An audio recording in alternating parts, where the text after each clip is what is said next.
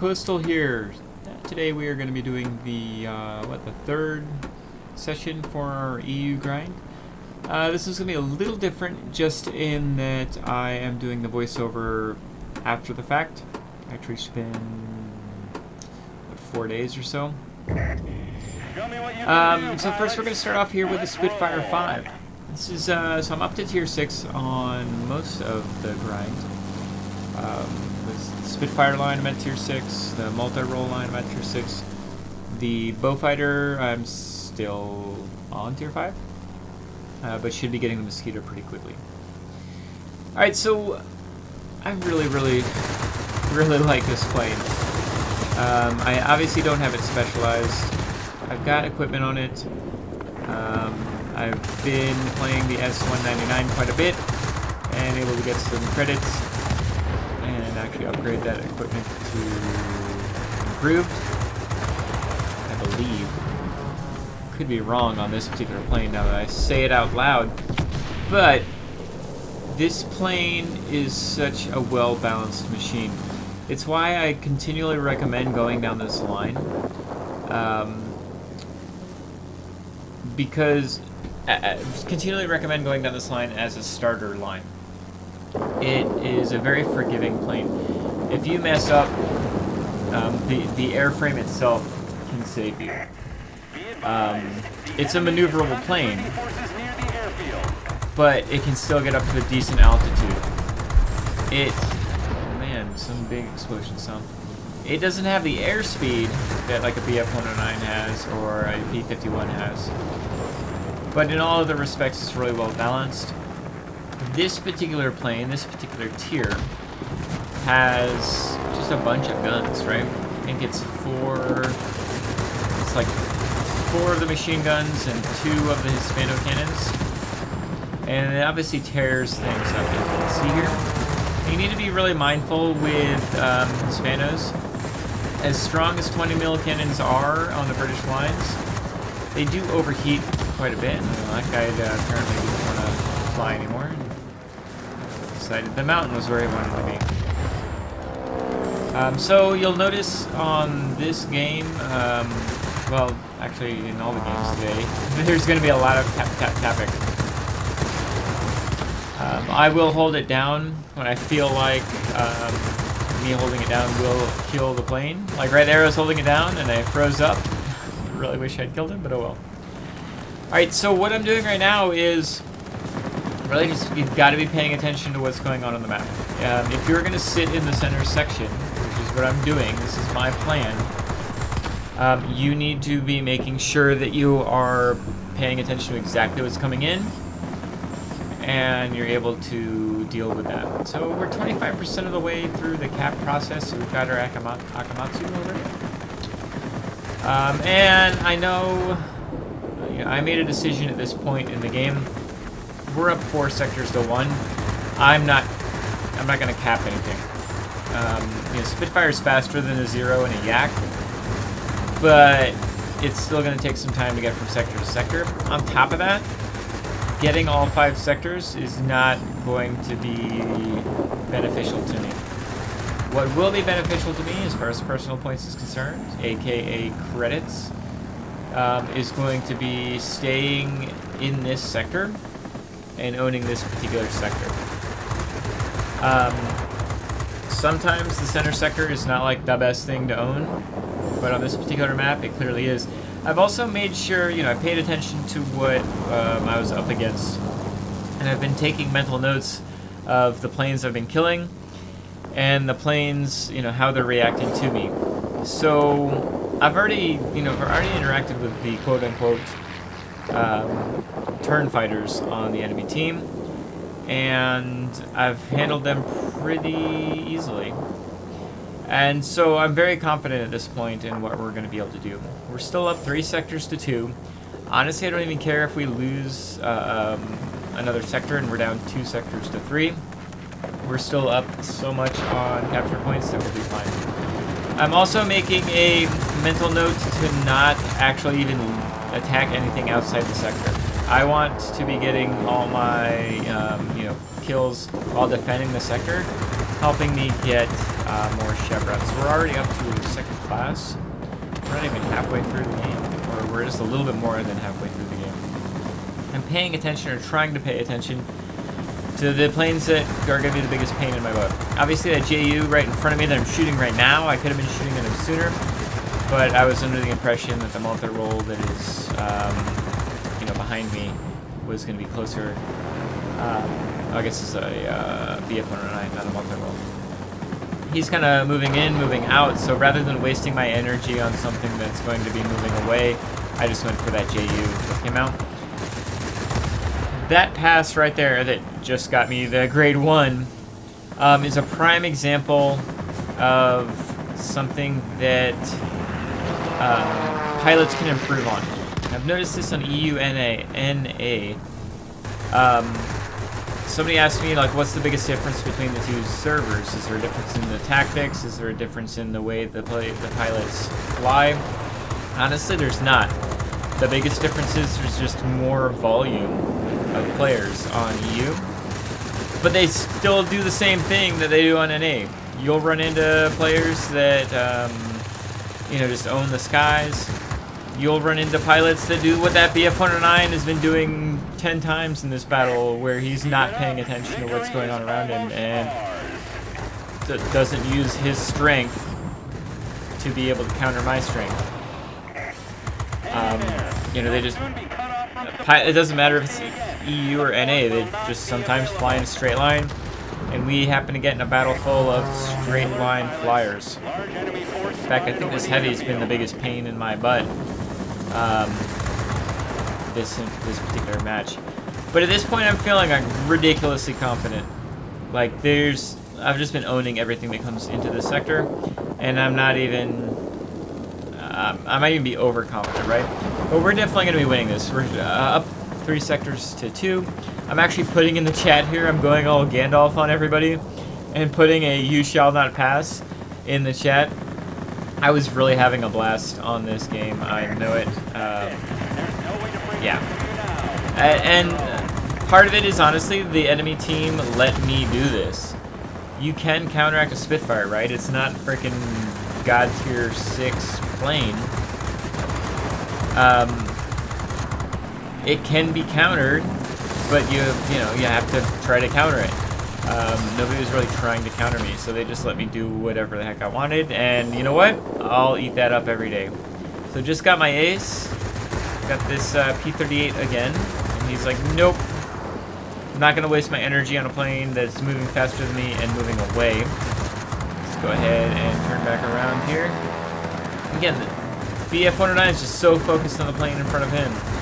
And as any kind of pilot, you need to know, like, when's the time to continue and when's the time to just cut my losses and keep myself alive. Oof. Frickin' Hurricane 2D finally took some big chunks out of me, but that's the end of the game. Alright, let's go ahead and head back to the hangar, and you can see my real-time reaction to this game.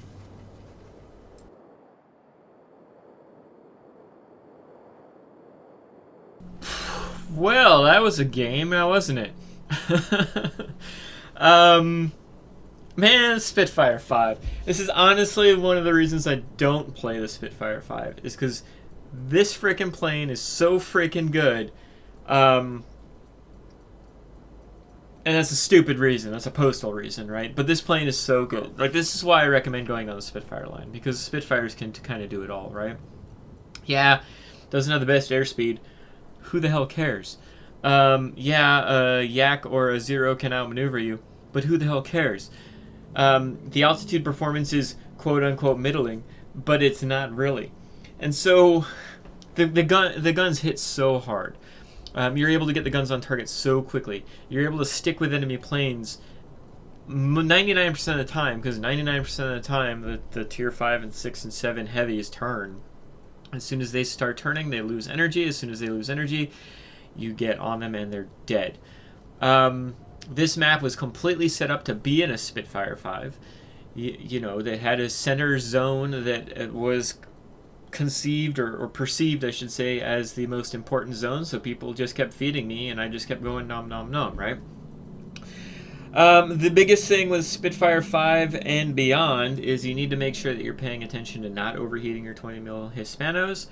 They are the bread and the butter of, your damage output. And so you will have noticed I was tapping a lot in that battle. And paying a lot of attention to the map, because as good as a Spitfire is, it can get outmaneuvered by, and mine's not specialized, so I could have been outmaneuvered by that BF-109 if he was paying attention, and if he's built for maneuverability. And so I don't know anybody on the enemy team and what they're set up for. He could have been built for that, right? And because of that, you need to just be paying attention to the map. You can't just assume you're going to own every interaction, because you're not going to. And that's just the simple fact of it. Spitfire 5 can be excellent if you're paying attention to your surroundings. And yeah, this was a pretty darn fun game, to be honest. I really enjoyed it. I did not do the voiceover while I was live. I'll have to go back and do that. You probably will have already noticed that. But we got a heck of a ton of medals. I mean, what the hell did we get here? Marseille, an Ace, an Akamatsu, McCampbell. I was actually going for the McCampbell there when I was trying to get the GA a couple times. Got just a bunch of shenanigans. So, lots of fun. This plane is so much fun. But kind of like the reason I don't play the ME 1101 all that often is because, yeah, if it's the best, fighter at that tier, let me try to see if I can outdo it in another type fighter. In the 1101, although I think it's a three-way tie at tier 10 between the 1101, the Sabre, and the LA-15. They're all the best in certain areas. Obviously, the community thinks the 1101 is the best tier 10 fighter. It's certainly the most played. And I would venture to guess that if somebody had to pull one tier 6 fighter out as the best just tier 6 fighter, it would have to be the Spitfire 5. Just let's just take a look. A BF-109F, I'm sorry, it's just not. The guns aren't strong enough. Yeah, you can boom and zoom, but really all you do is zoom. You don't have any boom. Yak-1M, please. I-210, probably one of the worst friggin' no. LA-5 is pretty strong. It's well-rounded. It's got great guns, but it's still outclassed by a Spitfire. The P-51A, it's well balanced with quotes around it, but not as well balanced as a Spitfire. It just isn't. It's got great altitude performance, if I remember correctly. But the P-51 line doesn't really start taking off, haha, pun intended, until tier 8 and above, in my opinion, and then it really starts to get into its own. The tier 7's not too bad. And then as far as the Japanese planes are concerned, the Ki-61 and the A6, the Zero's just really, it's a straight up turn fighter. It throws all of its ducks into being able to turn, and it has pretty strong guns too, but it's so weak on the airspeed and the altitude performance. I'd rather just take 99% of the time. I'd rather have a Spitfire 5. And same with the Ki-61. Ki-61 is one of those planes that could actually probably give the Spitfire a run for its money.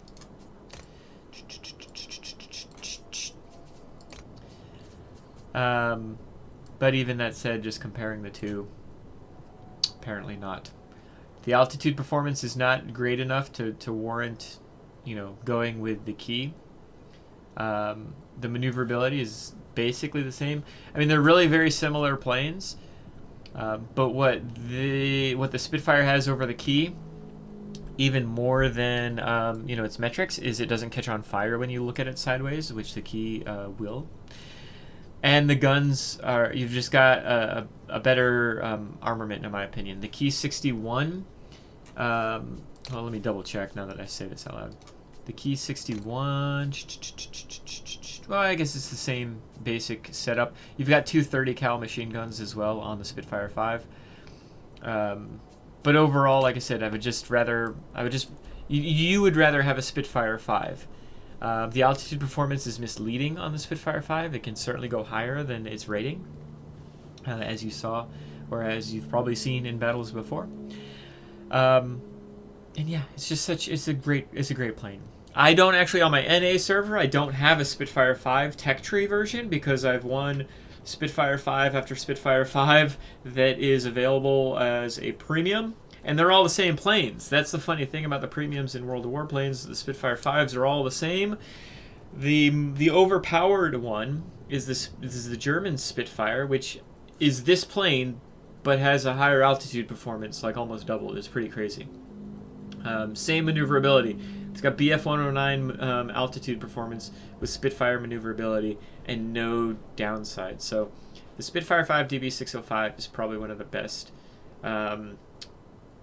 tier 6 premium. I mean, it's just one of the best fighter premiums in the game, especially at tier 6. It's probably the best.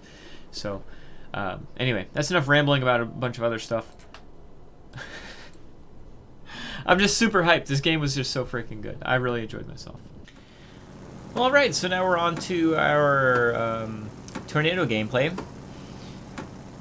As much as I like the British multi-rolls, they are definitely the worst impacted if they're not specialized.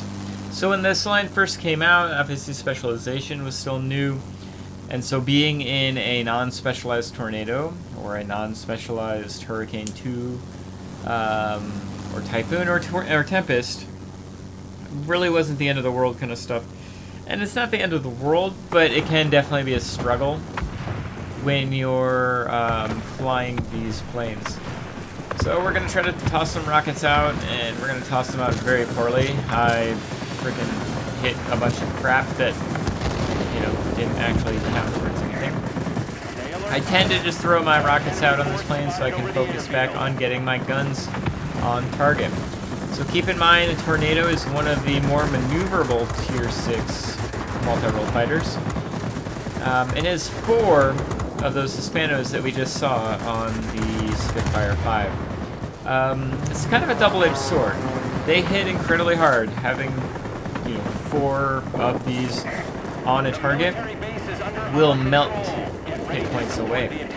But they also overheat pretty quickly, and because you don't have any machine guns to kind of supplement the cannons, if you overheat and they seize up for a couple seconds, you're just kind of like sitting there hoping that the enemy doesn't do anything to counteract you doing nothing. So let's go ahead and put these guns on everything we can. Let's see, just kind of chunk. And I'm tapping here. I'm taking my finger off the trigger, and I do this quite a bit. Whoa, that was freaking close. Oh, even in game, I realized this was freaking close. I think I actually must have been. Yeah, I even put sorry in the chat there. What's he talking about? Oh yeah, so these guns do so much damage. You need a tap though, and very often, just like I mentioned in the Spitfire game, I will. Oh, I'm in trouble, aren't I? Good on you, Postal. Especially in the Tornado, I will tap. When I'll hold the trigger down for half a second, and I will release very, very quickly and go back on the trigger. But even doing that adds extra seconds to my ability to continue to fire my gun. Just holding down the trigger, it will overheat in 5 or 6 seconds. Doing that tap, it'll take like 8 seconds before it's overheated. And the damage output isn't all that much more, or isn't that much less. Why am I not loading in? What am I doing here? Okay, jeez.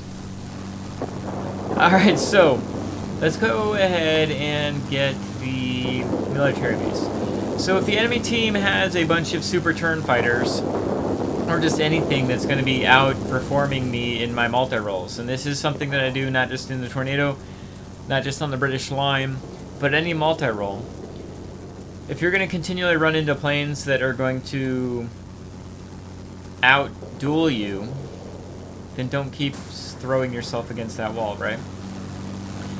So let's go over to the military base here. We can stop them, hopefully, maybe, from capping. Usually I get to a sector right as it gets capped. It looks like one of their guys died, though, so we're in a pretty good position here to stop them from capping this out. Watch out, watch out, watch out.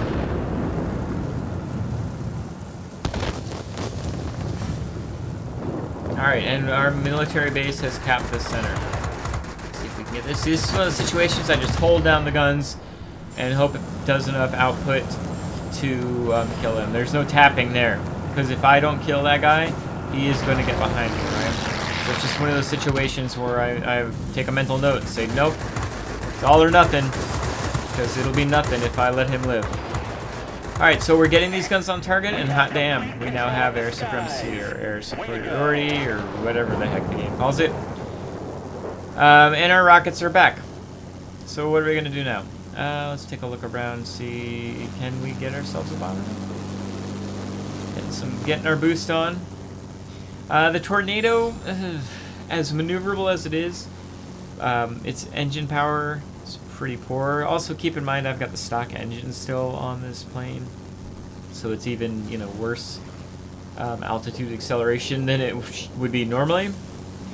And so what we're doing here is not utilizing all our boost at one time, because I didn't want to use it all too early and then just kind of, you know, coast and die. So we used it there at the end to be able to get our guns on target. This is very helpful against bots, and it's typically even helpful against humans. Let's say that was a human and they suddenly start getting hit. They're going to start, not always, but they start to panic, and they might do something that allows me to actually kill them a little better. Where the reality is of it, that I was just getting some shots on them, doing a little bit of damage, and if they kept going the direction they were going, or kept going a little bit higher, I wouldn't be able to do any more to them. Alright, so I've done an up and over here. Let's try to see if we can get this F4U knocked out. Way to go. Victory is close. Overheated the guns is so frustrating. That just shows you, like, why you have to do the tappity tap tap instead of holding them down. It could be a sitting duck there. What is this guy doing? Just going in a straight line again. Like, way too late. If he had reacted as soon as he started losing, like, a chunk of damage, I wouldn't be able to do too much against him, right? I'd be in one of those situations where I'd be holding down the trigger hoping that I kill him because he's in a 0 and he's going to get behind me and then I'm dead.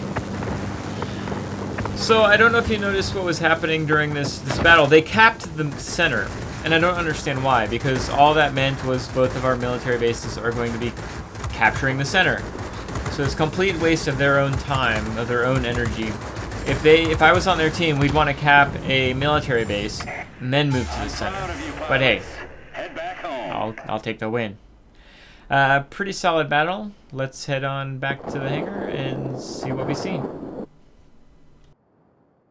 Alright, so I had a pretty good battle there, considering it was a 3-sector map, and I've been bitching about 3-sector maps for a while now.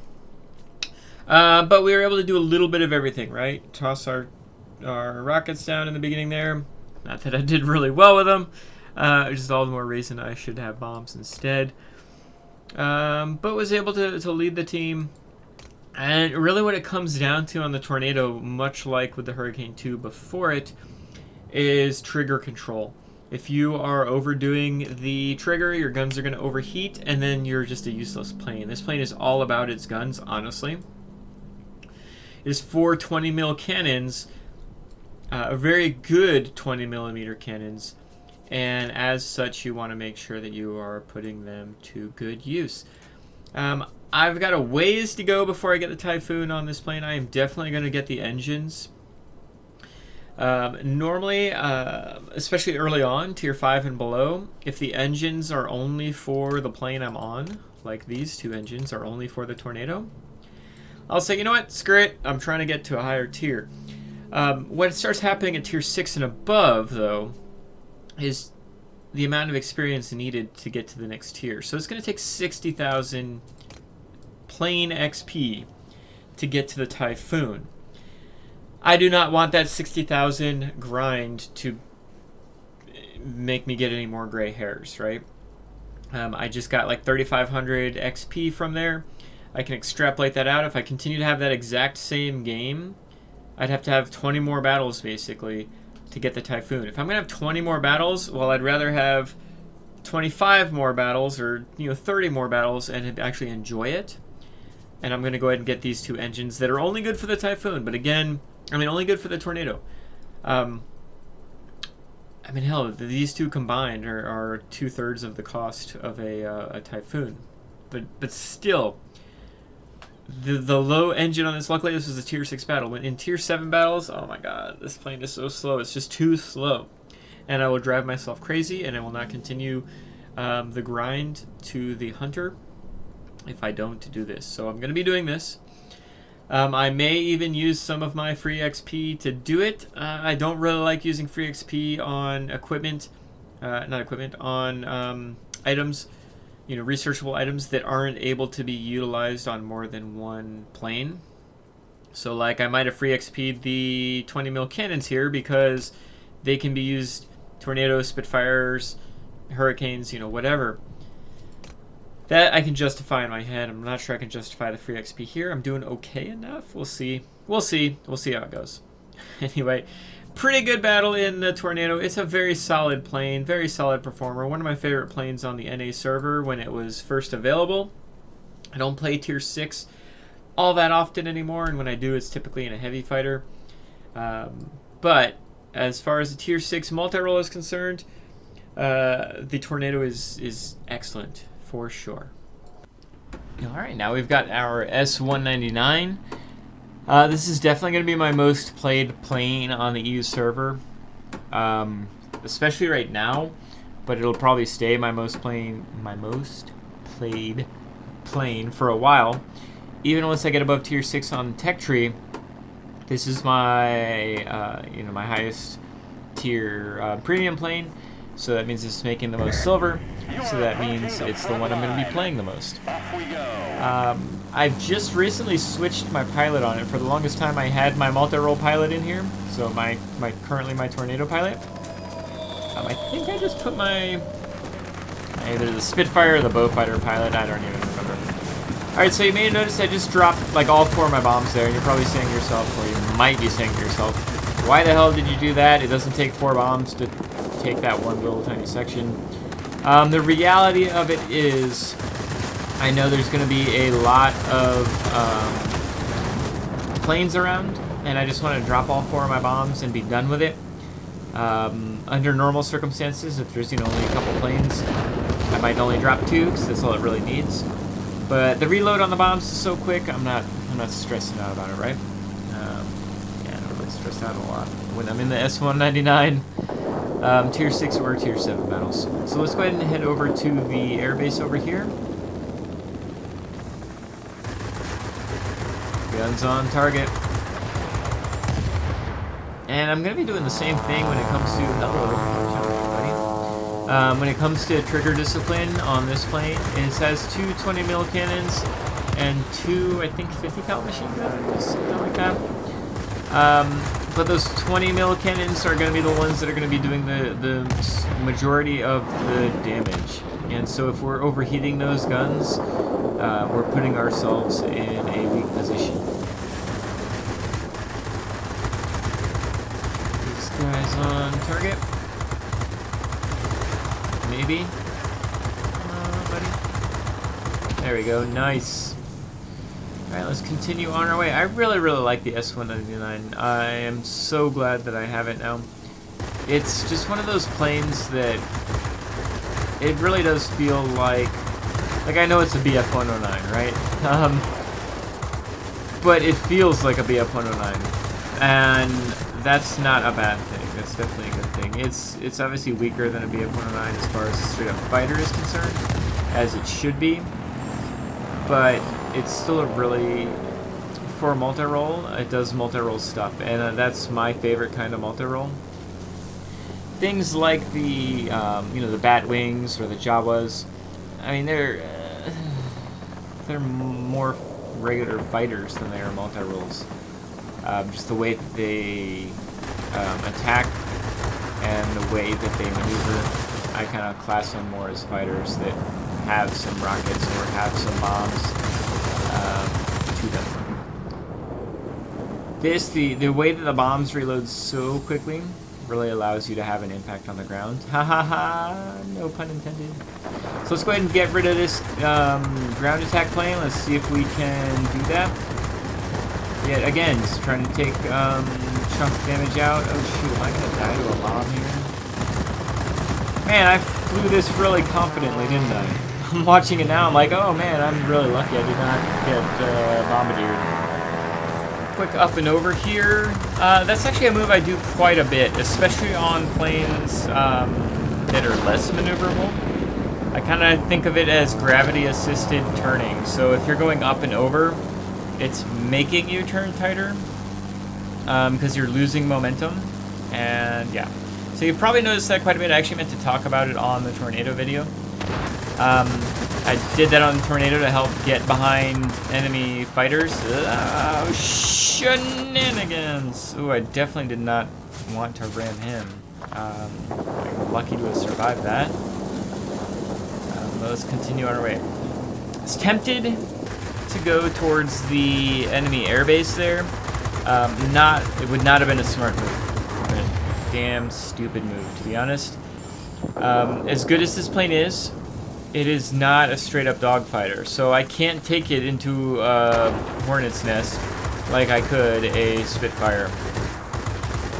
This plane needs to be able to deal with planes in a one-on-one kind of engagement, at least when it comes to dogfighting.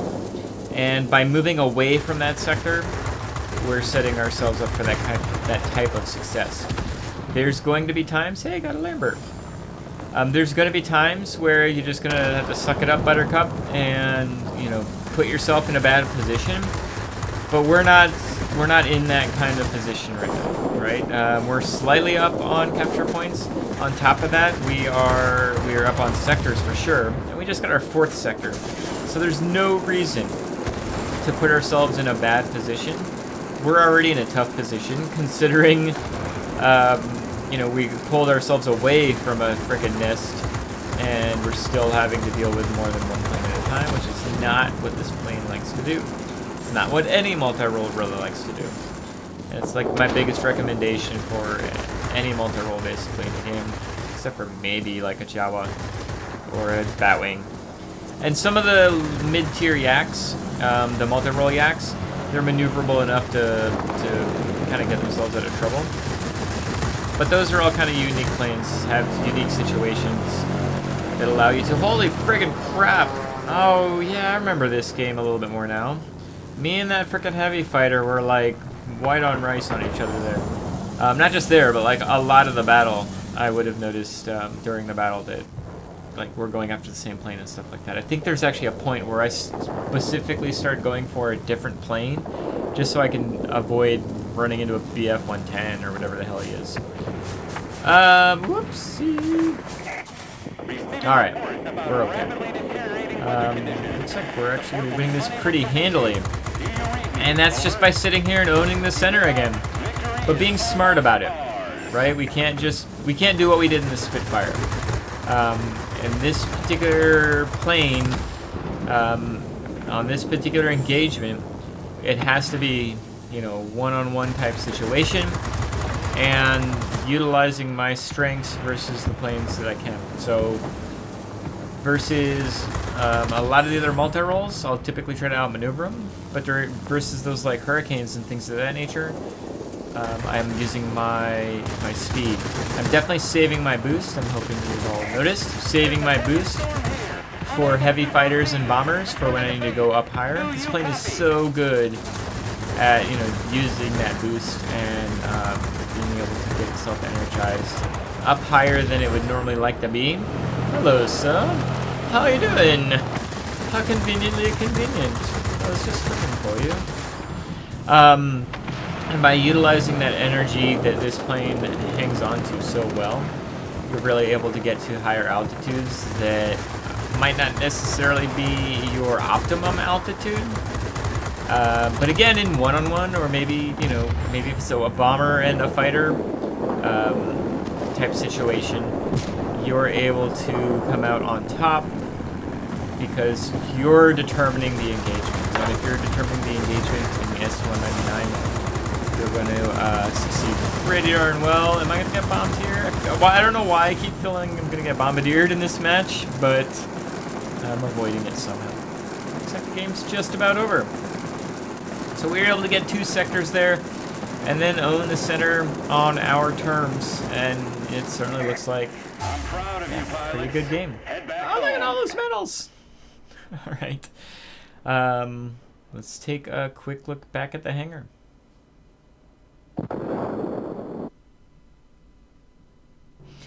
All right, so yeah, I mean, just a really good game. But again, it was a good game because I was able to determine the engagements. If you throw yourself in the middle of a battle in an S-199 or any multi-role fighter, it doesn't matter.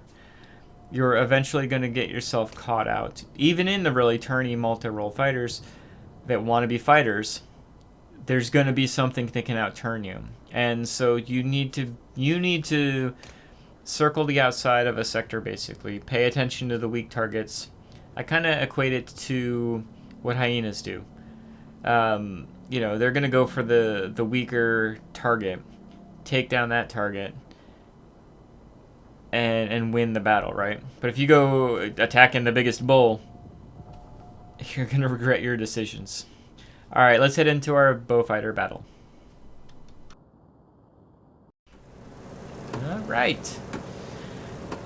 So we got ourselves some fun bowfighter action. I do quite like the bowfighter, but I mean everybody does, right? Off we go. I'd honestly, I'd rather have more speed than that freaking turret. I mean, the turret does help from time to time. The turret helps quite a bit, actually, at tier 5. Now that I say this out loud, I guess I'd rather have the turret. If I had a lot more speed, I'd rather not have the turret. But there are definitely times when the turret comes in handy, so I'll just shut up. Alright, so we've got some mining facilities. We've got some generic targets as well. These bombs are quite large. I'm doing this dive here to kind of avoid flak. You can drop just the 2 bombs in the center of the mining facility and do quite well. I'm just going to try to knock out this AA gun just to help my bomber. And you can see, like, I knocked out everything, and it wasn't even very good aiming. It was okay aiming. But we knocked out everything but one freaking building. So I'm going to try to, I think, put out some rockets here. There we go. I'm just putting them all out, it looks like. Saved 2. Saved 1. Look at you, Postal. Saving 1. Kablooey. Nice. And that was not a very terribly efficient attack run, right? But this actually, unknowingly to anybody going down this line, who's first flown this line, is kind of setting you up for how you want to play the Mosquito and the Hornet and the 1056 after this. The tier 5 through tier 8 are all very reliant on their air-to-ground attack. If you are maximizing your bombs and rockets on this plane and the tier 6, 7, and 8, you're going to have a huge impact on the battle. And I think that might be one of the reasons why people tend to struggle with the, especially with the Mosquito and the Hornet. They tend to focus on the air-to-air capabilities of the bowfighter, which you can get away with at tier 5. You don't like need to be next level when it comes to bombs and rockets. You can have really good games with just, you know, kind of throwing down bombs and rockets every random once in a while. But the tier 6, 7, and 8, you really want to make sure that you're utilizing your bombs and rockets as often as possible. I tend to play those planes a lot more like multi-rolls than I do like heavy fighters. And the more I think about it, the more I play this kind of like that as well, right? It doesn't have the airspeed or the altitude performance of the other heavies, and as such, it really doesn't succeed if you play it just like a heavy. You can have good games, don't get me wrong. You're gonna have the best games, though, when you're helping to flip sectors with your bombs and rockets. So we're cruising up here. I would actually be surprised if I continue this, just just because I'm using a lot of energy to not get this guy. It's one thing that the Bowfighter especially struggles at is any kind of altitude performance. It's just like, nope, nope. I'm assuming that's some sort of human that likes to be at the stratosphere, so looks like I'm changing my mind and going for a bomber that I can actually go after. Let's go ahead and get our guns on target. The E2 is pretty maneuverable, and like all the Soviet bombers. Wiggly bomber. He's just staying outside my Hispano's gun range. And as you can see, I'm doing the same thing I typically do with Tornado and the Spitfire. Tap, tap, tappity, tap. Alright, so we've defended our mining facility here pretty well. Where do we want to go now? Everything besides the mining facility and the center has big chunks of the capture points taken. So we need to be mindful of where we're going up. It's a pretty looking plane, isn't it? Alright, so they're going to be capturing this garrison. So let's go ahead and head over here. And maybe we can have some sort of positive impact there. Oh, never mind. There's only one guy there. So if I go to that garrison, I'm going to die. Bowfighter, as good as it is, it's not going to win that engagement versus 3 or 4 enemies, plus whatever random, well, not even random, whatever air defense aircraft is going to pop up in there. So what we're going to go ahead and do is head closer to the center. And what we're going to do is we're going to wait for them to try to head to the center, because that's probably where they're going to be heading next. And we can start picking them off, and much like we did in the S-199, we're going to dictate the engagement here and see what we can do. We've got both mining facilities, so at this point, now it's just, okay, we're going to win the game. Let's see what we can do to get some more personal points. And you can see our rear gunner is now facing forward. Excellent. Actually, the rear gunner killed that. I didn't even realize he's the one that killed that. That's nice. But see, now we've got these planes coming in one at a time. Even if it's 2 at a time, you're in a Bowfighter. You can handle 2. You can handle getting hit, basically, by whatever enemy is trying to hit you while you kill the other enemy. Let's see here. Can we turn quick enough and get the kill? Yes, we can. Maybe. Alright, whew. Game should be over here. Ain't got a McGuire. Alright, let's go ahead and... Nope, I think we're out of time. Yep. So, I mean, not over-the-top outstanding game, but a solid performance. Let's sit back. Alrighty, so we were able to do pretty well, I suppose. Yeah. Had a lot of good support from our team. I mean, wow, we had 3 people that were almost above 10,000 personal points there. And yeah, that bomber, like, okay. I understand, like, trying to do everything you can to not die. I fly bombers too. But you still want to be effective. So it's, the difficulty with bombers is finding that balance between being high enough up or being away enough from the enemies, but also being able to drop your bombs as often as possible.